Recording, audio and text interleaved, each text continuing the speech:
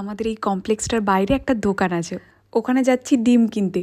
আর যেতে যেতে দেখা হয়ে গেল ভারী মিষ্টি একজনের সঙ্গে। হাই করে দাও সবাইকে। তোমার নামটা বলো। আমার নাম অঙ্কিতা। অনেকদিন ধরে দেখা আমাদের হয়েই উঠছিল না। যাই হোক, আমি অনেকদিন ধরে তোমাকে খুঁজছিলাম, তোমাকে মেসেজ করেছিলাম ইউটিউবে। তোমাদের সঙ্গে দেখা হলে, কথা হলে সত্যি মানে দিনটাই আমার কাছে চেঞ্জ হয়ে যায়। ডিমের পোচ খেতে কার কার ভাল লাগে বলো?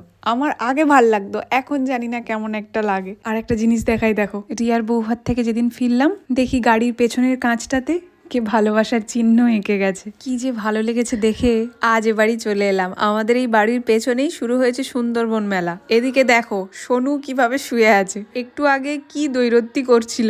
এ বাড়ি এসে আবার এক রকমের ফুল তৈরি করার চেষ্টা করলাম। কেমন হয়েছে বলো তো? দাঁড়াও, ও এখনো দেখেনি, ওকে দেখাই। যাই হোক, চলো সবাই ভালো থাকো, সুস্থ থাকো, আর সবাইকে ভালো রাখো। আজকে তাহলে আসি, দেখা হচ্ছে কাল।